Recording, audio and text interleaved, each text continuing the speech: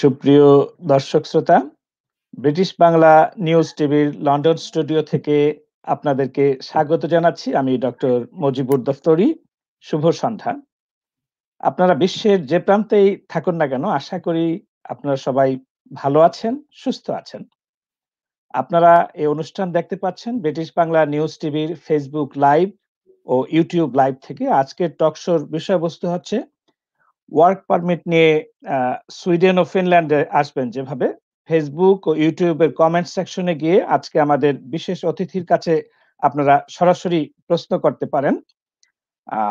আমাদের মূলত ২ জন অতিথি ছিলেন, কিন্তু সুইডেন থেকে আমাদের যে অতিথি উনি টেকনিক্যাল কারণে আমাদের সাথে জয়েন করতে পারছেন না, কোনো টেকনিক্যাল সমস্যার কারণে। এজন্য আপনাদের কাছে ক্ষমা চাচ্ছি।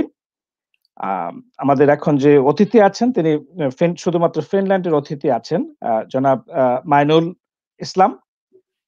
তিনি আপনাদের প্রশ্নের উত্তর দেওয়ার চেষ্টা করবেন।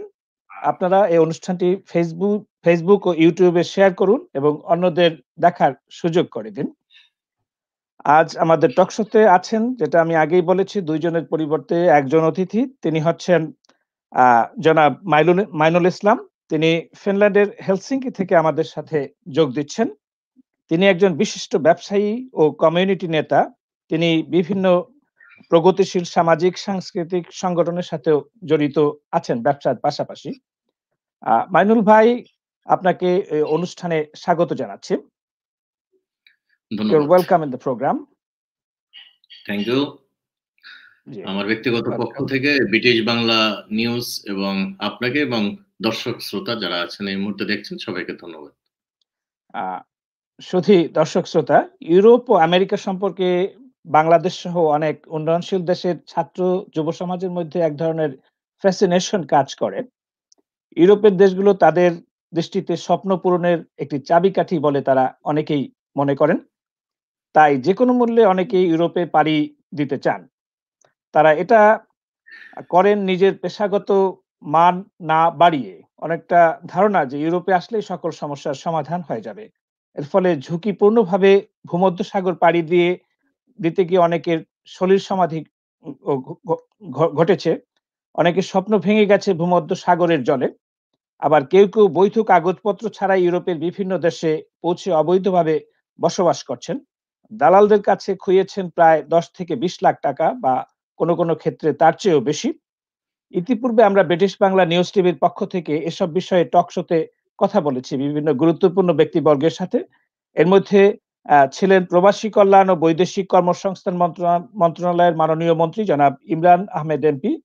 তার সাথে আমরা কথা বলেছি নেদারল্যান্ডসে নিয়োজিত বাংলাদেশের রাষ্ট্রদূত জনাব রিয়াজ হামিদুল্লাহর সাথে। কথা বলেছি ডায়াসপোরা অ্যান্ড ডেভেলপমেন্ট বাসুক, একটি নেদারল্যান্ডস ভিত্তিক সংগঠনের চেয়ারম্যান জনাব বিকাশ চৌধুরী বড়ুয়ার সাথে। এছাড়া আরো অনেক এক্সপার্ট ছিলেন।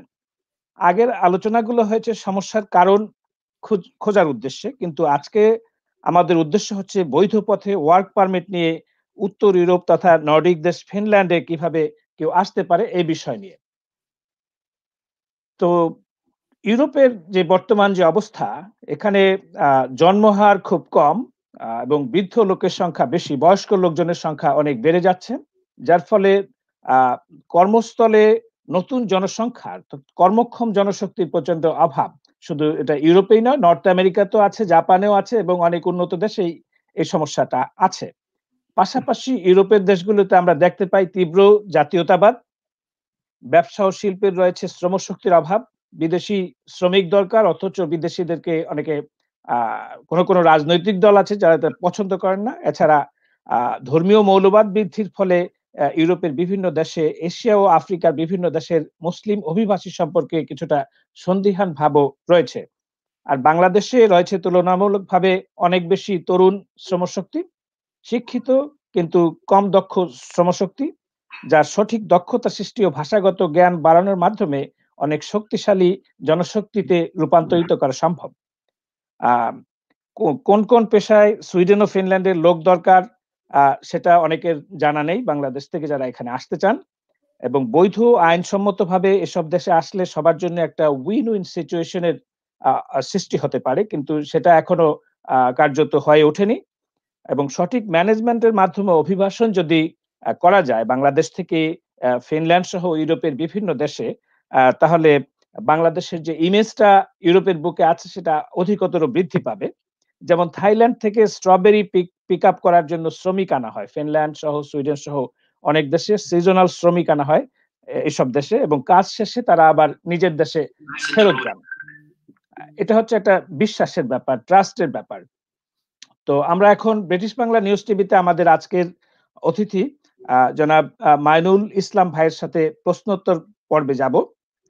মাইনুল ভাই, ফিনল্যান্ডে কোন কোন ধরনের পেশায় ইউরোপীয় ইউনিয়নের বাইরের শ্রমশক্তি দরকার, বা শ্রমিকদের বা পেশাজীবীদের কাজের সুযোগ রয়েছে? ধন্যবাদ মজিবুর ভাই। আসলে ফিনল্যান্ডে অনেক সেক্টরই আছে যেখানে আমরা দেখতে পাই যে ফিনল্যান্ডের বাইরের দেশগুলো থেকে বিভিন্ন জাতির মানুষ হিসেবে কাজ করছে। আপনার যদি হাই স্কিলড যে প্রফেশন গুলি আছে সেখানে আমরা বিদেশি ডাক্তার দেখছি, আইটি সেক্টরে বিদেশিদের দেখছি। তারপরে আরেকটু নিচের দিকে যে যাই আমরা দেখতে পাবো নার্স আছে। আর যেগুলি ordinary job, clinic job almost বিদেশিদের দখলই। তো এরকম সেক্টরগুলি আসলে আমার মনে হয় যে প্রতিটা সেক্টরেই ওদের লোক আছে। আপনি যে কথাটা একটু আগে বলে গেছেন যে এখানে জন্মের হার খুবই কম, এবং বর্তমানে যে অবস্থা ফিনল্যান্ডের, যে জনসংখ্যা হচ্ছে 5.5 মিলিয়ন, সেখানে অনেকেই বৃদ্ধ যারা পেনশনে যাওয়ার অন দ্য ওয়ে। সো এখানে নিয়ার ফিউচার আমরা যতটুকু জানি তাদের অনেক লোক লাগবে, এবং সে সেক্টরগুলি শুধু একটা না, অনেক সেক্টরই আছে যেখানে তাদের লোক লাগবে। তো এখানে আপনি কি স্পেসিফিক বলতে চাইতেছেন? আমি যতটুকু জানি সেখান থেকে আমি বললাম। জি, জি, জি। ধন্যবাদ মাইনুল ভাই। তো বিগত ২০ বছর আগে শ্রমবাজারে বিদেশিদের যে চাহিদা ছিল তার সাথে বর্তমান সময়ের পার্থক্য কি, কি? অর্থাৎ আগে কোন কোন সেক্টরে মূলত লোকজন বেশি দরকার পড়তো, এবং ইদানিং কালে কোন কোন সেক্টর গুলো ওপেন হয়েছে যেটা আগে ওপেন ছিল না? হ্যাঁ, আমার তো ফিনল্যান্ডে ২১ বছর। তো আমি যখন আসছি তখন ফিনল্যান্ডে নোকিয়ার খুব যৌবনকাল ছিল। নোকিয়া, এবং অনেকে হয়তো জানেন, অনেকে জানেন না। নোকিয়া হচ্ছে ফিনল্যান্ডের একটি গ্রামের নাম। সেই গ্রামের নাম অনুসারেই নোকিয়া কোম্পানিটা। আর এই নোকিয়া ফিনল্যান্ড, বাংলাদেশের অনেকে ফিনল্যান্ড কোথায় বা ফিনল্যান্ড একটা দেশ না জানলেও নোকিয়া বললে ঠিকই তারা জানতো, ও নোকিয়া। তো আমি যখন আসছি সেই সময় নোকিয়ার একটা যৌবন কাল ছিল ফিনল্যান্ডে, এবং সেই কারণেই আইটি সেক্টরে আমি দেখেছি তখন বেশিরভাগই ছিল ইন্ডিয়ান, বাংলাদেশেরও অনেক লোক তখন কাজ করেছে আইটি সেক্টরে। আর ওই সময় কিছু রেস্টুরেন্ট, ইন্ডিয়ান রেস্টুরেন্ট যারা ছিল, সেইখানে ওয়ার্ক পারমিট দিয়ে কিছু লোক ছিল। কারণ ২১ বছর আগে বাঙালির এখানে সংখ্যাই ছিল হাজার খানেক, যেটা এখন ৫ থেকে ৬,০০০। তো ওই সময় অন্য সেক্টর গুলিতে ওইভাবে লোক আসতে পারতো না। যেমন বর্তমানে এই রিসেন্ট কয়েক বছরের ভিতরে আমরা দেখতে পাচ্ছি ক্লিনিক জবে বাংলাদেশ থেকে অনেক লোক এসেছে। প্রচুর পরিমাণে ক্লিনিকে লোক আসছে ওয়ার্ক পারমিট দিয়ে, যেটা ২০ বছর আগে সেটা সম্ভব ছিল না, এবং সেরকম সম্ভব ছিল কি ছিল না জানি না, কিন্তু ওইভাবে কেউ আসতো না। তো সেই সময় ছিল আইটি নির্ভর যে সমস্ত সেক্টর গুলি, সেই ক্ষেত্রে এই ওয়ার্ক পারমিট দিয়ে লোক আসার একটা প্রবণতা ছিল বা সুযোগ ছিল। আর বর্তমানে আপনার ক্লিনিক বলেন, আইটি সেক্টর বলেন, ওয়ার্ক পারমিট বলেন, এই ক্লিনিক জব বলেন, এসব ক্ষেত্রেও লোক আনার সুযোগ আছে নিয়ম নীতি মেনে। আর স্ট্রবেরির কথা আপনি বলে গেছেন যে থাইল্যান্ড থেকে আসে বা অন্যান্য দেশ থেকে আসে, এটা তো একটা নির্দিষ্ট সময়ের জন্য, সামারের। ওদের সম্ভবত ভিসাটা থাকে ৬ মাসে, এবং টার্মস এন্ড কন্ডিশন থাকে যে ওই ওয়ার্ক পারমিটটা শেষ হলে তার চলে যেতে হবে। তো বাংলাদেশ থেকেও একবার এরকম একজনের সুযোগ পেয়েছিল, ২০০ ভিসা পেয়েছিল। কিন্তু সেক্ষেত্রে কি হয়েছে যে আপনার একটা লোক যখন আসবে স্ট্রবেরি ভিসায়, তার কাছ থেকে 10 লাখ 15 লাখ টাকা নেওয়া হয়েছে। হুম।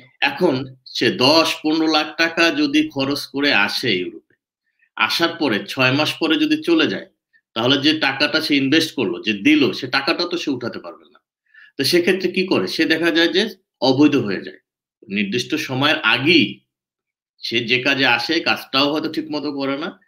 তো ওই অবৈধ হয়ে যায়। তারপরে ওই অনিয়মটা ধরার পড়ার পরে আমি যতটুকু জানি বর্তমানে বাংলাদেশ থেকে স্ট্রবেরি ভিসায়, অর্থাৎ সামারের যে জবটা, যে ভিসা ছিল ওয়ার্ক পারমিট, ওটা এখন আর ওইভাবে সম্ভব না।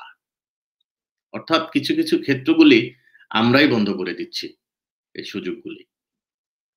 জি, আমার মনে হয় যে ওই আগে বাস ড্রাইভার এবং ট্যাক্সি ড্রাইভার আ সেক্টরটা মোটামুটি ফিনিশদের দখলেই ছিল। কিন্তু ইদানিং মনে হয় অনেক বিদেশীকে দেখতে পাওয়া যায় প্রিডমিনেন্টলি যে তারা এই সেক্টরেও বেশ হ্যাঁ, এগিয়ে এই আছেন। ক্ষেত্রে আছে। কিন্তু আমি যে প্রসঙ্গটা আ আ আ জি, আলোচনার বিষয়টা যেটা, যে কিভাবে এখানে বৈধ হওয়া যায়।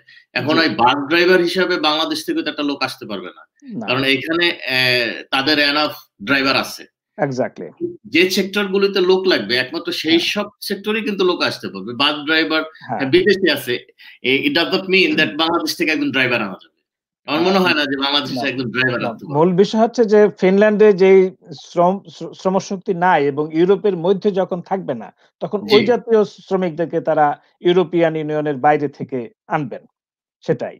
আর আর জি, জি, জি, জি, আমার প্লিজ। পরবর্তী প্রশ্ন হচ্ছে বাংলাদেশীদের ওয়ার্ক পারমিট নিয়ে আসতে হলে কোন, কোন দক্ষতা বা বিষয়গুলোর দিকে বেশি খেয়াল করা উচিত বলে আপনি ব্যক্তিগতভাবে মনে করেন? এখন ডিপেন্ড করে সে কোন সেক্টরে আসতেছে। তো যে সেক্টরে আসবে সে সেক্টরে তার দক্ষ হবে সেটাই স্বাভাবিক। কিন্তু বাস্তবতা হচ্ছে সম্পূর্ণ ভিন্ন। ভিন্ন কিভাবে? হয়তো যার একটা ইন্ডিয়ান রেস্টুরেন্ট আছে, তার একজন, যে আমার ইন্ডিয়ান রেস্টুরেন্ট আছে, আমার একটা কুক লাগবে। তো কুক, তো আমরা অরিজিনাল কুক কয়জনে আনে? 99% ই কুক আনে না। আনে কাকে? ভাই, ব্রাদার, শ্বশুরবাড়ির আত্মীয়স্বজন অথবা নিয়ারেস্ট আত্মীয়স্বজনকে নিয়ে আসে। যারা জীবনে হয়তো একটা ডিমও ভাজে নাই। তা তারা আসে, আসার পরে তাদেরকে ওইভাবে ইন্টারভিউ এটা শিখাইয়া দেওয়া হয় বেসিক জিনিস, যে ইন্টারভিউতে এই ফেস করবা, এই চিকেন কারি, চিকেন চিলি। যাই হোক, ওইভাবে তারা আসে। তো আবার ক্লিনিক জবে, যে ক্লিনিক তো আসলে ওটা অতটা টেকনিক্যাল ব্যাপারও না। পরিষ্কার করে এটা এখানে এসে শিখতে পারে। কিন্তু এই সেক্টরটা যেটা বললাম, যে আনার পরে আসলে কিন্তু ওই সেক্টরটা ওইভাবে ডেভেলপড হইতেছে না, এই কারণে যে ওখানে অদক্ষ লোক আসতেছে। যার কারণে আজকে হেলসিঙ্কি বলেন বা ফিনল্যান্ডে বলেন, যে আমাদের ইন্ডিয়ান রেস্টুরেন্ট যেটা বলে আরকি, যেমন লন্ডনে যেটা আছে বাঙালিদের একক ছত্র আধিপত্য কারি সেক্টরে। কিন্তু ফিনল্যান্ডে কিন্তু নাই। এটা এখন নেপালিদের হাতে চলে গেছে। কারণ নেপালিরা এক্ষেত্রে অনেক ক্ষেত্রেই দেখা গেছে যে তারা প্রফেশনাল বাবুর্চি নিয়ে আসছে। তো আমি যেটা মনে করি যে বাংলাদেশ থেকে আ আনার ক্ষেত্রে একটু দক্ষ লোক যদি আনা যায়, হোক সে আত্মীয়স্বজন, তাকে একটা ওয়েল ট্রেন্ড করা যায়। এট লিস্ট ৬ মাসের একটা কোর্স করানো যায়। আত্মীয়স্বজন অবশ্যই, আমরা যারা আসছি বিদেশে, আমরা তো সবারই ফ্যামিলি একটা বার্ডেন আছে, থাকে। আমরা তৃতীয় বিশ্বের যেহেতু দেশের নাগরিক। তো অবশ্যই আনবে। কিন্তু আনলে আমি সবাইকে বলব যে একটু ট্রেন্ড দিয়ে, যাতে ট্রেন্ড করে আনে, যাতে একটু শিখায় আনে। তাতে হবে কি? ওই সেক্টরটা ডেভেলপড হবে। একটা প্রফেশনাল কুক যখন এখানে আসবে, সে জানবে। সে যখন ওই জিনিসটা সার্ভ করবে, ওই রেস্টুরেন্টটার মান বাড়বে। এই সেক্টরে আমাদের আ পপুলারিটি বাড়বে। জি, আর যে সেক্টর গুলি আছে এখন আইটি সেক্টরে, ওইখানে তো আর কিছু নাই। ওখানে তো ওরা ইন্টারভিউ দিয়েই আসবে। আর আপনার ধরেন ডাক্তারিতে আসতে হইলে ওইখানে সেই যত রিকোয়ারমেন্টস আছে সেগুলি ফুলফিল করেই আসতে হবে। নাইলে তো আর এখানে তো আর করাপশন এর কোনো সুযোগ নেই। ওই সমস্ত সেক্টরে। আদার্স কিছু সেক্টরে আছে যেগুলি ডান বা করা যায়। কিন্তু যেগুলি এদেশের অ্যাডমিনিস্ট্রেশন সরাসরি হ্যান্ডেল করে, সেখানে তো কোনো কিছু করা যাবে না। তবে ওই সমস্ত রিকোয়ারমেন্টস ফুলফিল করেই তাকে আসতে হবে। তবে সর্বোপরি বলব যে এই যে নি যে লেভেল গুলি আছে রেস্টুরেন্ট লেভেলে, এট লিস্ট সবাই জানি একটু আ ট্রেন্ড হয়ে আসে, তাতে সবারই সুবিধা হবে। জাতির জন্য ভালো হবে। জি। ধন্যবাদ মাইনুল ভাই। তো ওয়ার্ক পারমিটে যদি কেউ বাংলাদেশ থেকে ফিনল্যান্ডে আসতে চান রেস্টুরেন্ট সেক্টরে, তাহলে তাকে কি, কি প্রক্রিয়ার মধ্য দিয়ে তাকে যেতে হবে, আপনি যদি একটু ব্যাখ্যা করতেন যে স্টেপ বাই স্টেপ কোন কোন বিষয়গুলো আসবে এখানে। আচ্ছা, আচ্ছা। তো আ সেটা হচ্ছে রেস্টুরেন্ট বলেন, ক্লিনিং জব বলেন। এই ২ টা সেক্টরে আমার একটু বেসিক ধারণা আছে। এই ২ টা সেক্টরই বলি। যে এই ২ সেক্টরই সাধারণত আপনার জেনারেল পাবলিক গুলি আসে। আর বাকিগুলি তো হাই স্কিলড যারা তারাই আসে। তো এই অর্ডিনারি সেক্টর গুলিতে আসতে হলে তাকে এইখানের কোনো কোম্পানি আগে এখানের যে লেবার মিনিস্ট্রি আছে সেখানে একটা এপ্লাই করতে হবে। আ ফার্স্ট একটা ওয়েবসাইট আছে যেখানে আনএমপ্লয়মেন্ট অফিস যেটাকে বলে। তো ওইখানে mall.fi ওইখানে এইখানের কোম্পানি যেমন আমার কোম্পানি আছে আমার যদি রেস্টুরেন্ট এক্সাম্পল আমার একটা লোক আনতে হয়, আমার লোক লাগে, আমাকে ওইখানে বলতে হবে যে আমার ইন্ডিয়ান ফুড আছে, আমার একজন ইন্ডিয়ান শেফ দরকার। তখন ওরা বলবে যে তুমি ফিনল্যান্ডের ভিতরেই ফার্স্ট ট্রাই করো। তো ওই mall.fi ওইখানে যখন চলে যাবে এই অ্যাডভার্টাইজটা তখন ফিনল্যান্ডে যদি আমি যেটা চাচ্ছি সেরকম যদি কোনো লোক থাকে তারা আমাকে নক করবে যে আমি আছি। তখন ওইখান থেকে যদি আমার পছন্দ হয় নিলাম, না হইলে আমি তখন ওদেরকে বলতে হবে ২ সপ্তাহ ৩ সপ্তাহ পরে যে দেখো ফিনল্যান্ডে আমি যেটা চেয়েছিলাম, যেরকম লোক চাচ্ছি সেরকম লোক আমি পাচ্ছি না। তো বাংলাদেশে আমি যদি ওরকম পাই সেক্ষেত্রে বলতে হবে আমি দেশে একজন পেয়েছি। অ্যা তার বাস্তবে আমি তাকে পেয়েছি, তার সবকিছু ইন্টারভিউ নিয়েছে, ভালো লাগছে। তখন সেই লোকের জন্য এপ্লাই করতে হবে। ওই লোকের ফর্ম ফিল আপ করতে হবে। আমাদের এম্বাসি তো বাংলাদেশে নাই, ইন্ডিয়া।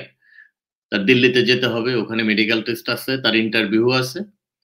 সে ওখানে ইন্টারভিউ দিবে, মেডিকেল টেস্ট দিবে। সবকিছু যদি পজিটিভ হয় যে না ওরা যদি ওখানে মনে করে যে না রিয়াল সে কুক, সন্দেহের ঊর্ধ্বে উঠে সে যদি সুন্দরভাবে নিজেকে ওইখানে অ্যা উপস্থাপন করতে পারে যে না রিয়ালি সে কুক, তখন ওই ইন্ডিয়া থেকে ওই এম্বাসির থেকে এখানে যে লেবার মিনিস্ট্রিতে ওর ইন্টারভিউ রেজাল্টটা পাঠাবে। লেবার মিনিস্ট্রি এখান থেকে পজিটিভ দিবে। লেবার মিনিস্ট্রি পজিটিভ দেওয়ার পর ইমিগ্রেশনে যাবে। ইমিগ্রেশন তখন আবার এখানের যে রেস্টুরেন্টের যে কোম্পানি, সেই কোম্পানির কাছে আপনার যে কোম্পানির কি অবস্থা, প্রফিটেবল কিনা, তারপরে সমস্ত ধরনের ট্যাক্স পে করে কিনা, ওয়ার্কারদের যে ট্যাক্স আছে, ইন্সুরেন্স আছে, অর্থাৎ সমস্ত কিছু ঠিকঠাক আছে কিনা।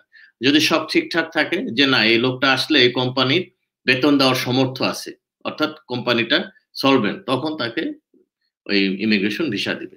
তো ১ম এ ১ বছরের ভিসা দিবে তখন সে আসবে। পরবর্তীতে ওই কন্টিনিউ করলে একটা মিনিমাম সেলারি আছে মান্থলি, সেই সেলারিটা দেখাইলে তারা আবার ২ বছর বা ৪ বছরের দিবে, একটা সময় পার্মানেন্ট হবে। ব্যাপারটা এরকম। একটু আচ্ছা, দীর্ঘসূত্রতার ব্যাপার। এটা ধরেন এপ্লাই করার পরের থেকে সবকিছু ঠিকঠাক থাকলে কখনো ৬ মাস, কখনো ৮ মাস এরকম লাগে আরকি। কখনো ১ বছর, কখনো আচ্ছা মাইনুল ভাই, কেউ যদি ৪-৫ বছর থাকার পরে এখানে থেকে যেতে চান, জি। তাহলে কি কোনো সুযোগ আছে কিনা দীর্ঘমেয়াদীভাবে থেকে যাওয়ার জন্য? কি ভিসায় এসে সে থাকতে যদি চায়? এই যে মনে করেন রেস্টুরেন্টের ওয়ার্কার হিসেবে একজন আসলো, আসার হুম, পর সে ৪ বছর কাজ করলো বা ৫ বছর কাজ করলো। তার জি। কি এখানে পার্মানেন্ট ভাবে থাকার কোনো সুযোগ আছে কিনা ওই ভিসায় আ এসে? হ্যাঁ, আপনার ওই যে আমি কিন্তু বলছি যে ১ম দিবে ১ বছর, তারপরে এখন আগে দিত ২ বছর, এখন বোধহয় সম্ভবত পরেরটা দেয় ৪ বছরের। তো ৪ বছরের পরে আপনি পার্মানেন্ট এর এপ্লাই করবেন। তো পার্মানেন্ট পারলে তো আপনি পার্মানেন্ট মানে তো পার্মানেন্ট জি, স্থায়ী। জি। তখন আচ্ছা, আপনি থাকলেন। জি, কিন্তু ওই পার্মানেন্ট না পাওয়া পর্যন্ত আপনার ভিসাটা যে কন্টিনিউ করবেন, ওইটা কিন্তু সেম প্রফেশন এ থাকতে হবে। জি, আপনি ওই রেস্টুরেন্টে থাকেন এটা কোন ব্যাপার না। বাট আপনি এজ এ কুক হিসেবে আসছেন, আপনার কুক হিসাবেই ওই কন্টিনিউ করতে হবে। আপনি ক্লিনার হিসাবে আসছেন, আপনাকে জি, ক্লিনার হিসাবেই ওই কন্টিনিউ করতে হবে আনটিল আপনি পার্মানেন্ট না পাওয়া পর্যন্ত। পার্মানেন্ট পাওয়ার পরে আপনি প্রফেশন চেঞ্জ করেন, এটা কোন ব্যাপার না। জি, জি। তখন আচ্ছা, আপনি আপনাকে একটু ইন্টারাপ্ট করছি মাইনুল ভাই। একজন প্রশ্ন করেছেন, এমডি আনোয়ারুল হক প্রশ্ন করেছেন যে আমি ইটালির পাসপোর্টধারী। আমি ফিনল্যান্ডে সেটেল হতে ইচ্ছুক। ওইখানে আমার পরিচিত কেউ নেই। এই অবস্থায় আমি কি করিতে পারি? আপনি কি এটার উত্তর দেবেন?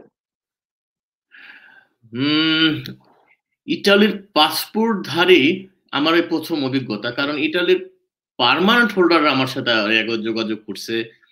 অ্যা ফিনল্যান্ডে আসছে, রেস্টুরেন্টে সে ট্রাই করছে কিন্তু তার ওয়ার্ক পারমিট দেয়নি। এখন ইতালির এই পাসপোর্টধারী ব্যাপারে যেহেতু উনি ইউরোপিয়ান ইউনিয়নের, তো সেক্ষেত্রে আমি যতটুকু গেস করতেছি, যেহেতু বাস্তব ধারণা নেই, আমি আনোয়ার ভাইকে বলবো যে আপনি আমার কথাটা পুরাটাই কোট করবেন না বা ওইভাবে মানে সিরিয়াসলি নেওয়ার কিছু নেই, কিন্তু যতটুকু জানি যেখানে আসলে হয়তো যে আমাদের যে কেলা আছে মুজিব ভাই, তো ওই কেলায় হয়তো তাকে এনলিস্টেড হইতে হবে জি ওখানে, তাই না? ওইখানে জি কিছু জি জি প্রক্রিয়ার ব্যাপার আছে। হুম। আমার মনে হয় এটা আপনি আমার চাইতে একটু ভালো বলতে পারবেন। না, কারণ আপনি মনে হয় আমার মনে হচ্ছে মাইনুল ভাই যে উনি সরাসরি ফিনল্যান্ডে চলে এসে জি, সরাসরি এখানে একটা অ্যাড্রেস নিয়ে থাকলে বাকিটা মনে হয় অটোমেটিক করতে পারবেন। ওই ফিনল্যান্ডের নাগরিকদের মতোই অনেক সুযোগ সুবিধা সহকারে। আমি যতটা হ্যাঁ, বুঝতে পারি আরকি ইউরোপিয়ান ইকোনমিক এরিয়ার নাগরিক হিসেবে। তবে ওনার ভালো কি হয় যদি ১ম কি ভালো হয় অ্যাড্রেস নিতে হবে কোনো? জি? অ্যাড্রেস নিতে হবে জি, ফিনল্যান্ডে জি। কোনো? ওই এখানে আ অ্যাড্রেস তার থাকতে হবে। তাহলে তিনি নাগরিকদের মতো, ফিনল্যান্ডের নাগরিকদের মতো সুযোগ সুবিধা সহকারে থাকতে পারবেন। আমার যতটা আ ধারণা। তবে এখানে আসার আগে উনি যদি আপনাদের মতো ব্যবসায়ী কারো সাথে আলাপ করে পরামর্শ নিয়ে আসেন, তাহলে মনে হয় যে টাইম লস কম হবে। কিন্তু আ জি, উনি তো হচ্ছে পাসপোর্ট হোল্ডার। তো জি, সেক্ষেত্রে ধরেন আমি উনার পক্ষ হয়ে বলছি, উনি যদি জি, ফিনল্যান্ডে আসে, জি, এক্সাম্পল সে আসলো ঘুরতে। জি, আসার পরে এখানে সে একটা বাসা নিল। জি। বাসা নিয়ে সে অ্যাড্রেস দিল। হুম। আসার আগেই দিতে হবে তো কোনো কারণ নাই। সে আসতেই পারে। না, না। তার তো রাইট জি, জি। আছে, তাই না? সে ঘুরে যে যেতে পারে এসে। হ্যাঁ, তা ঘুরে যেতে আসলে পারে। আসে এখানে একটা বাসা ভাড়া নিল। বাসা ভাড়া হ্যাঁ, নিয়ে আসে এখানে নিজের অ্যাড্রেসটা দিল। জি। তারপরে যদি এখানে অফিসে যোগাযোগ করে, আমার মনে হয় এই পাসপোর্ট হোল্ডারদের ক্ষেত্রে জিনিসটা অনেক ইজি। অনেক, অনেক ইজি। এটা কোন হুম। সমস্যা না। হ্যাঁ, আনোয়ার ভাই আমার মনে হয় বেটার হবে, যেহেতু এই ফার্স্ট আমি কোন ইটালির পাসপোর্ট হোল্ডার, কারণ পার্মানেন্ট আছে। তারপরে রেসিডেন্স পারমিট হোল্ডার ইটালির, এরা অনেকেই নক করছে। আমার পরিচিত এখানে একজন আসছেও। সে ইটালিয়ান শেফ ছিল রেস্টুরেন্টের। এবং এখানে সে ইটালিরই মালিকের এক ইটালিয়ান রেস্টুরেন্ট হেলসিঙ্কিতে। সেই ছেলেকে এখানে জব দেখাইছে ফুল টাইম। বাট তাকে ওয়ার্ক পারমিট দেয় নাই। আসলে আপনি হয়তো জানেন যে এরকম ইউরোপিয়ান ইউনিয়নের অন্যান্য দেশের মানুষদের এখানে সহজে ওয়ার্ক পারমিট দেয় না। ওদের চিন্তা ভাবনা তখন তো অনেক লোক এখানে ভরে যাবে। আসলে এখানেও তো অনেক বেকার আছে। জি। যাই হোক আনোয়ার ভাই, আমার মনে হয় আমি আর মুজিব ভাই আপনার প্রশ্নের কিছুটা হলেও উত্তর দিতে পারছি। বা জানি না কতটুকু কি। তবে আপনি যেহেতু পাসপোর্ট হোল্ডার, খুব একটা সমস্যা হওয়ার কথা না। জি, জি। অনেক ধন্যবাদ মাইনুল ভাই। খুব সুন্দরভাবে বিষয়টার উত্তর দেওয়ার জন্য। আর আমার প্রশ্ন হচ্ছে মাইনুল ভাই পরবর্তী আপনার কাছে যে আ একজন বাংলাদেশী যদি শেফ হিসেবে বা রেস্টুরেন্টের ওয়ার্কার হিসেবে ফিনল্যান্ডে আসতে চান, তাহলে হুম। এই প্রক্রিয়াটাতে বৈধ প্রক্রিয়াতে আ মানে ফরমালি কত টাকা খরচ হতে পারে? একদম যে জেনুইন, জি, যে যদি রিয়াল জিনিসটা হয় সেটা হচ্ছে জাস্ট এখানে খরচ হবে তার একটা অ্যাপ্লিকেশন ফি, যেটা বা আপনার দিতে হবে। জি, ওটা বোধহয় €২৫০ ছিল আগে। এখন কত? ধরুন বাংলাদেশী টাকা ২৫-৩০ হাজার টাকা জি, অ্যাপ্লিকেশন ফি। ওটা এম্বাসিতে দিতে হবে। আর যদি তারপরে ইন্ডিয়া তার যেতে হবে। হয়তোবা এখন ২ বার যেতে হয়। একবার যেতে হবে ইন্টারভিউর জন্য, মেডিকেল টেস্টের জন্য। তার যদি আবার ভিসা হয় তখন আবার যেতে হবে ২ বার। ইন্ডিয়ার ভিসা নেওয়া। তো ইন্ডিয়া আসা যাওয়া খরচ আর ২৫-৩০ হাজার টাকা অ্যাপ্লিকেশন ফি। আর তার যদি ভিসা হয়, সেক্ষেত্রে বাংলাদেশ থেকে ওয়ান ওয়ে টিকিট। অর্থাৎ ধরেন আ অ্যাবভ অল ২.৫ লাখ ৩ লাখ টাকার ভিতরে তার সবকিছু হয়ে যাওয়া কথা। কিন্তু বাস্তবতা তো ভিন্ন। জি, জি। ধন্যবাদ মাইনুল ভাই। তো ফিনল্যান্ডে আসার আগে একজন ওয়ার্ক পারমিটে আসা ব্যক্তি কোন, কোন বিষয়গুলো তার মাথায় রাখা উচিত? মানে যাতে তার কোনো সমস্যা না হয়? আসলে উনার সেটা হচ্ছে এই ইউরোপিয়ান দেশগুলি, বিশেষ করে স্ক্যান্ডিনেভিয়ার যে দেশগুলি আছে, এই দেশগুলিকে কিন্তু ওয়ার্কারদের স্বর্গরাজ্য বলা হয়। ওয়ার্কারদের স্বর্গরাজ্য। এখানে ওয়ার্কারদের রাইট যেটা আছে, ও এখানের সমস্ত মানে প্রশাসনিক সব সেক্টর গুলি ওদের পক্ষে থাকে। তো তার যেটা মাথায় থাকা উচিত সেটা তার যে আমি মনে করব মালিকের সাথে তার পরিষ্কার কথা বলতে হবে। কারণ আমাদের ভিতরে বাংলাদেশে যখন একটা বেকার থাকে, সে যখন ১৫-২০ লাখ টাকা দিয়ে আসার জন্য কিন্তু রেডি হয়ে বসে আছে। এরকম অভাব নাই যে ভাই ২০ লাখ টাকা দিব আমাকে একটু নিয়ে যান, ইউরোপে নিয়ে যান। যে সোনার হরিণ মনে করে। তো যাই হোক, তার সে তাকে ক্লিয়ার হতে হবে প্রথম যে চুক্তিপত্রটা। তো অনেক ক্ষেত্রে দেখা যায় যে আমি কিন্তু একটা সময় বলে গেছি যে আপনার ওই যেগুলি লোকগুলি আসে ওরা কিন্তু ট্রেন্ড না, জাস্ট আসার কারণে আসে, এরা কুক না। তো তখন একদম আমি এখানে কি ফ্রিলি আলাপ করতে পারি, যেটা আসলে আলাপ করলে মানুষ বুঝতে পারবে। তো ওখানে তারা আসার জন্য উদগ্রীব থাকে। তো তখন মালিকরে বলে যে, ভাই কি হবে? অনেক সময় মালিকে বলে, ভাই তুমি এত ঘন্টা কাজ করবা, তুমি প্রায় 7 দিনে 6 দিন কাজ করবা, সকাল 10টা থেকে রাত 10টা, তোমার বেতন দিব 1 লাখ টাকা, তুমি ক্যাশ 1 লাখ টাকা পাবা। মানে তুমি খাওয়া থাকা খাওয়া টাওয়া রেস্টুরেন্টে খাবা, লাখখানেক টাকা তুমি পাবা। তো দেখা গেছে যে সে কিন্তু তখন 1 লাখ টাকা বাংলাদেশে বসে কিন্তু অনেক ব্যাপার। সে মালিকের সাথে কিন্তু ওইভাবে এগ্রি করে যে কাগজে কলমে একটা স্যালারি থাকবে, না হলে তোর ভিসা কন্টিনিউ হবে না, আর ভিসাও হবে না। কাগজে কলমে অ্যারাউন্ড 1800 ইউরোর মতো থাকে, দেখাইতে হয়, নাইলে ওর ভিসা কন্টিনিউ হবে না, আর ভিসাও দিবে না চুক্তিপত্রে। তো সে কিন্তু দেখা গেছে যে ওই 1000 ইউরোতে সে রাজি হইল, তার ভিসা টিসা হইল। আসার পরে সে যখন করে কি, আসার পরে দেখে যে আমি যদি অন্য জায়গায় কাজ করি, আসার পরে তো মালিক তাকে কাজ শিখাইলো। কাজটা শেখার পরে সে যখন এখানের পরিবেশ পরিস্থিতি আইন কানুন জানতে পারলো, তখন তার প্রথম ভিসাটা লাগার পরে অনেক সময় দেখা গেছে সে তখন বুঝতে পারে যে আমার 1 লাখ টাকা দিবে কেন, আমি অন্যখানে কাজ করলে তো আমি বেশি বেতন পাবো। তখন অনেক সময় দেখা গেছে যে এই মালিকের সমস্যা করে, তারা মালিকের নামে মামলা করে, যা কমপ্লেইন করে অফিসিয়ালি যে দেখো আমাকে এনাফ টাকা দেয় না, আমাকে এই স্যালারি দেয়, আমাকে বেশি আমার ঘন্টা কাগজে এত ঘন্টা কাজ, কাগজে তো 160 ঘন্টা আপনি জানেন, কিন্তু কাজ দেখা গেছে 200 ঘন্টা করে, কিন্তু সে কিন্তু এগ্রি করে আসছে 200 ঘন্টা এবং অত টাকা বেতন। এখানে আসার পরে তার যখন চোখ ঠোক খুলে যায়, মানুষের মানে যাকে জানে না এটা, তখন সে বিক্রি করে। তো আমার কথা হচ্ছে যে আসলে এই কারণে অনেকে ক্লোজ লোকজন, ব্লাড রিলেটেড লোকজন এখানে লোকজন আসলে বিপদে পড়ছে। তো এখানে যারা আসে, আমি মনে করব তারা যে ওইখানে কমিটমেন্টটা করে, তাদের সেখানে অনেস্ট থাকা উচিত। আসার পরেও অনেস্ট থাকা উচিত। আর যেটাই আপনি বলছেন যে কি জেনে আসা উচিত, জেনে তো সে আসছি, যখন চুক্তির কাগজপত্র যেটা দেখে ওই জেনে সবই আসে, সে তো স্বীকার করেও আসে, কিন্তু আসার পরে মালিকে কিন্তু তার সাথে বিট্রে করে না, বেশিরভাগ ক্ষেত্রে ওয়ার্কাররাই বিট্রে করছে। আজ পর্যন্ত আমি হেলসিংকিতে 21 বছর অনেক ঘটনা এরকম ঘটছে। সো এই ব্যাপারে আসলে তাদের কি বলবো আর কাকে কি বলবো, এখানে হচ্ছে বাস্তবতা। আমাদের দেশের মানুষ তো সমস্যা তো জানেনি, আমাদের মননের সমস্যা, মগজের সমস্যা, সমস্যা শেষ নাই। এবং এই জিনিসগুলো আমি মনে করি ওয়ার্ল্ড ওয়াইড সবাই জানে যে বাস্তবতাটা কি জিনিস। জি, জি। আসলে আমার মনে হয় প্রফেশনালিজম বা পেশাজীবী মানসিকতা যদি আমরা ডেভেলপ করতে পারি, আমরা যে সেক্টরে যে লেভেলেই থাকি না কেন, ওটা করতে পারলে সম্ভবত অনেক সমস্যার সমাধান হয়ে যায়, মাইনুল ভাই।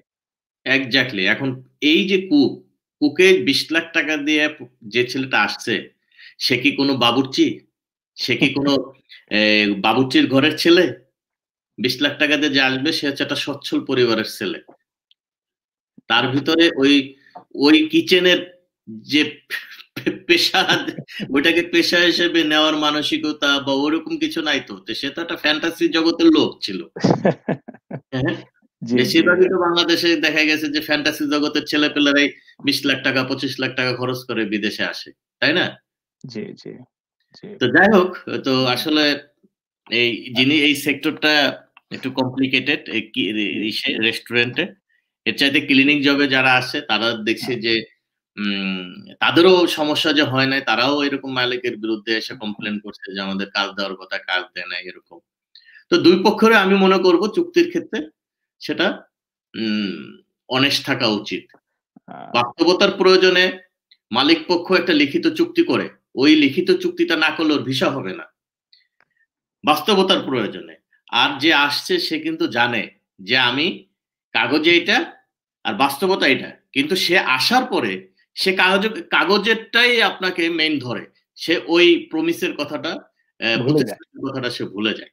এটা হচ্ছে দুঃখজনক ঘটনা। আমি যেহেতু একজন ব্যবসায়ী, তা আমি আমার যে অভিজ্ঞতাও আছে, আমি এখান থেকে আমার অভিজ্ঞতার জায়গা থেকেই বলব। তো এটার একটা ভালো সলিউশন আমার মনে আসলো। সেটা হচ্ছে যে যারা কুকিং প্রফেশনে এখানে আসতে চান অথবা ক্লিনিং প্রফেশনে যারা আসতে চান, আমার মনে হয় বাংলাদেশে পর্যাপ্ত ট্রেনিং নিয়ে, প্রফেশনাল ট্রেনিং নিয়ে প্লাস ২-১ বছরের কমপক্ষে কাজের অভিজ্ঞতা যদি সত্যিকারভাবে বাংলাদেশে নেন, তাহলে ফ্যান্টাসি ভাবটা সম্ভবত চলে গিয়ে অনেকটা রিয়ালিস্টিক এবং প্রফেশনাল তারা হতে পারবেন। আপনি কি এটা হওয়া উচিত, কিন্তু এটা তো হবে না। কারণ যে কুক, ধরেন বাংলাদেশে তো কুক তো হাজার হাজার কুক আছে। এখন সে একটা কুকের পক্ষে তো 20 লাখ টাকা দিয়ে আসা সম্ভব না। একটা রেস্টুরেন্টের যে একটা বাবুর্চি আছে, আমরা যে আপনি যে বাংলাদেশে গিয়ে রেস্টুরেন্টে খান ঢাকার শহরে, হরেক রকমের খাবার। এখন ওই একটা বাবুর্চি কি 20 লাখ টাকা দিয়ে আসতে পারবে? আসতে পারবে না। আসে কারা? আমি একটু আগে বলছি কিন্তু। এখন ওই ছেলেটা যে ওই যে একটা সচ্ছল পরিবারের সন্তান, সে কি 2 বছর কোন কিচেনে গিয়ে বাংলাদেশে কাজ করবে? যে ভাই করবে না তুমি কেন? এখানে সেটা তো করতে হবে। আমার মনে হয় সেই মানসিকতা ডেভেলপ করা দরকার। অবশ্যই করা উচিত। এই জায়গা থেকে তো আসলে তো আমাদের দেশে আপনার দেখেন ওই বিসিএস ক্যাডারে আপনার এখানে একজন আসছিলেন ওই এম্বাসি অডিট করতে, সুইডেন এম্বাসি। তো বাংলাদেশ থেকে আসছে। তো বাংলাদেশের যে সবচেয়ে হিসাব রক্ষণের যে চিফ অ্যাকাউন্টেন্ট আসছিলেন, ওনার সাথে 2 জন সহযোগী আসছিলেন। তো একজন সহযোগী গৌরঙ্গদা, সে বুয়েট থেকে পাশ করা, চাকরি করে কিসে? অডিটে। সে সে অডিট। তো এরকম দেখেন আপনি, কিন্তু বিসিএস পাস করা প্রশাসনে আপনার এসি ল্যান্ড আছে, বিভিন্ন সেক্টরে আছে, ডাক্তার আছে, ইঞ্জিনিয়ার আছে। বাংলাদেশে তো আসলে দেখা গেছে সায়েন্স পাস করে ব্যাংকের চাকরি করতেছে। এই জিনিসগুলি তো আসলে একদিনের ব্যাপার না। এই টোটাল কাঠামোটাই চেঞ্জ করা দরকার আমি মনে করি। জি, জি, জি। লেখাপড়ার সাথে কাজের মিল থাকাটা খুব জরুরি এবং যে কাজটা সত্যিকারই পছন্দ করে তার সে বিষয়েই পড়াশোনা করা উচিত এবং পেশাগত অভিজ্ঞতা নেওয়া উচিত আমার মনে হয়। তাহলে এই সমস্যাগুলো হয়তো থাকে না। এটা তো হওয়া উচিত। আর না আপনার যে প্রফেশন, সে প্রফেশনের উপরে যদি আপনার পড়াশোনা না থাকে, আপনি কিভাবে করবেন? এক্সাক্টলি, ঠিক বলেছেন। তো অনেক ধন্যবাদ মাইনুল ভাই। তো এখন আমার শেষ প্রশ্ন সেটা হচ্ছে ফিনল্যান্ড বা ইউরোপীয় ইউনিয়নে ওয়ার্ক পারমিট নিয়ে যারা আসতে চান, তাদের প্রতি আপনার বিশেষ কোনো ব্যক্তিগত পরামর্শ আছে কিনা? যেটা আপনি মনে করেন যে এখানে আলোচনায় আসেনি? যদি থাকে তাহলে সেটা কি?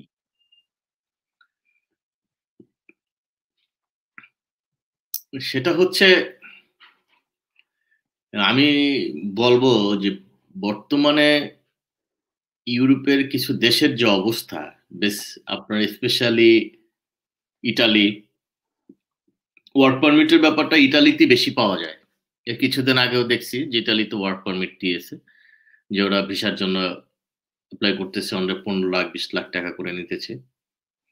ওই মেয়াদটা কিন্তু খুবই কম। মনে হয় 6 মাসের মেয়াদ ওই ওয়ার্ক পারমিটটার। তো ওরা কি চিন্তা করে যে 6 মাস পরে ওই লোকটার কি অবস্থা হবে? সে ভাবতেছে যে হয়তোবা আসলে আমাদেরও দোষ আছে মুজিব ভাই। আমরা যখন ইউরোপে যাই, আমি অনেকেরই জানি যে এখান থেকে লোন করে তারা শপিং করে, দেশে যায়, খুব ব্লেজার-টেলাজার দেশে হাঁকায়, খুব এমনভাবে চলে মনে করে জানি কি। এখন ওরে দেখে ওর আশেপাশের মানুষ তো মনে করবে, বাবা রে বাবা! ইউরোপে তো এ এ বিশাল অবস্থা। ও কিন্তু এদিক দিয়ে লোন করে বাড়ি গেছে। হুম, হুম। তো এখন ওই যে ছেলেটা 20 লাখ টাকা দিতেছে, সে মনে করতেছে আর কোনো ব্যাপার না। 6 মাস পর না থাকলে কি হবে? ওই ভাই সবাই তো ভালো আছে। ইউরোপের আমরা এখানে যা না তার চেয়ে বেশি শো অফ করি বাংলাদেশে। যার কারণে বাংলাদেশের মানুষের চিন্তা ভাবনা হচ্ছে কোনোভাবে ইউরোপ যাইতে পারলেই হইল। কারণ যারা যায় তাদের তো যে শো অফ, এটার কারণে ওরা আরো আপনার বেশি কি বলে এটাকে উৎসাহিত হয়। তো আমি তাদেরকে বলব যে ভাই আপনারা যারা 20 লাখ টাকা দিয়ে ইতালির বা অন্য দেশের 6 মাসের ভিসায় যদি আসেন, সেই ক্ষেত্রে 6 মাস পরে আপনি কি করবেন? আপনি অবৈধ হয়ে যাবেন। তো আপনি বৈধ হবেন কিভাবে? ওয়েটা কি? তখন কি করা যায়? তো আমার এক ফ্রেন্ড আসছে প্রায় ৮-১০ বছর হইছে। ইটালিতে আসছে, ইটালি আসার পরে জার্মানি থেকে আসছে, এখন জার্মানিতে রয়েছে, সব ওই যে ওইভাবে কোনো ওয়ে নাই। এখন ইটালিতে কিছুদিন আগে ডিক্লেয়ার দিছে, আবার ইটালিতে গেছে। একে ওর কিন্তু 8-10 বছর হয়ে গেছে, দেশে বিয়ে করছে ফোনে ফোনে ফোনে বিয়ে করছে। তো বয়স হয়ে গেছে, আমার ফ্রেন্ড, বুঝেন ওর বয়স কত হয়েছে।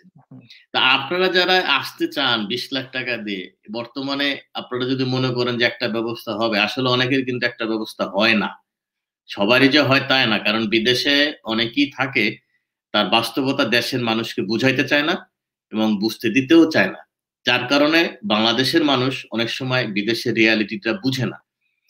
তো এখন আরো আমার এই বর্তমান সময় মানে যারা আসতে চায় তাদের উদ্দেশ্য বলবো, বর্তমান সময়ে এই কিছুদিন আগে অনেকেই আসছে ক্লিনিক জবে, মানে কিছু কিছু 2-4 জনকে আমি চিনি, যাদের কোনো জব নাই এবং ভিসাটা যে কিভাবে কন্টিনিউ করবে তারও কোনো ওয়ে নাই। তারই একটা ছেলেকে আমি আমার একটা রেস্টুরেন্টে ক্লিনিকের জব দিচ্ছি, সে ক্লিনিক জবে আসছে যে ভাই আমাকে আপনার একটা পরিষ্কার করি, আমার 2টা বার একটা বার পরিষ্কারে তারে কাজে দিছি, যে ভাই একটা লোককে বাদ দিয়ে যে বললাম তোমার তো কাজ আছে ভাই, ওর ভিসা হবে না, তুমি ওকে দাও।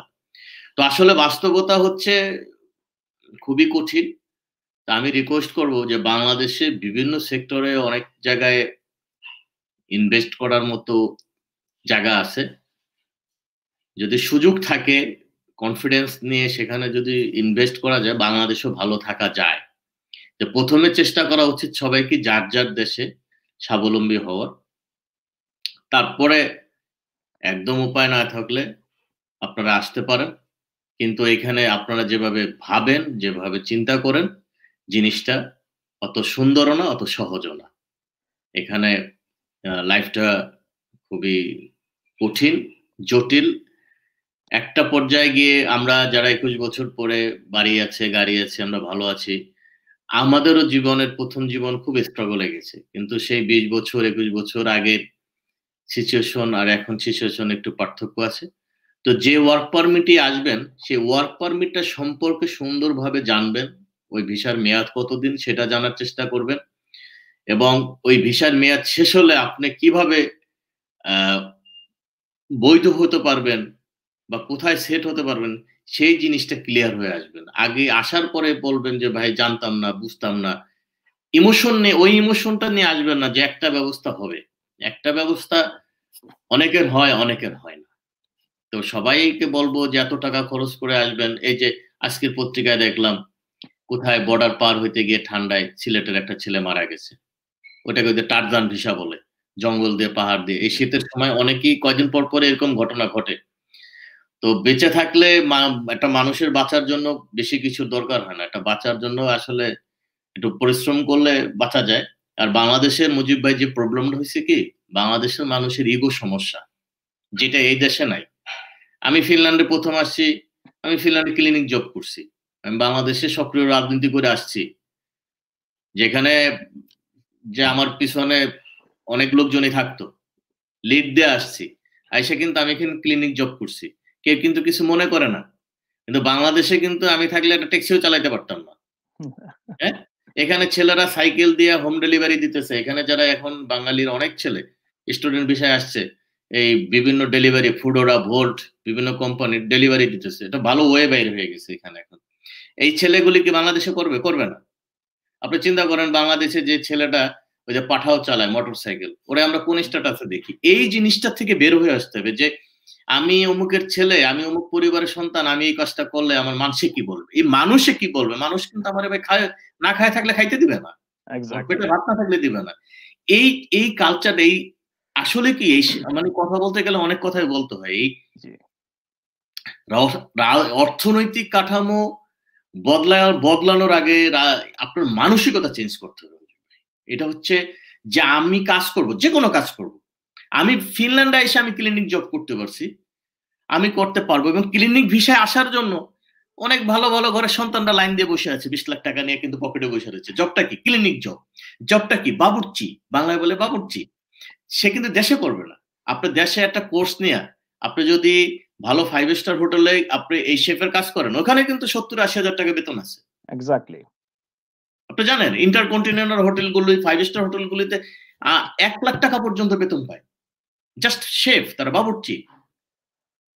কিন্তু ওই যে একটা কাজ করে যে বিদেশে যাব, ইউরোপে যাব, তা আমি মনে করব যে আসলে কাজ, যে কোনো কাজ বাস্তবতার প্রয়োজনে বাঁচার তাগিদে যে কোনো কাজ যে কোনো সময় করা উচিত, এতে লজ্জার কিছু নাই। এই জায়গা থেকে আমাদের বের হয়ে আসতে হবে যে মানুষে কি বলবে।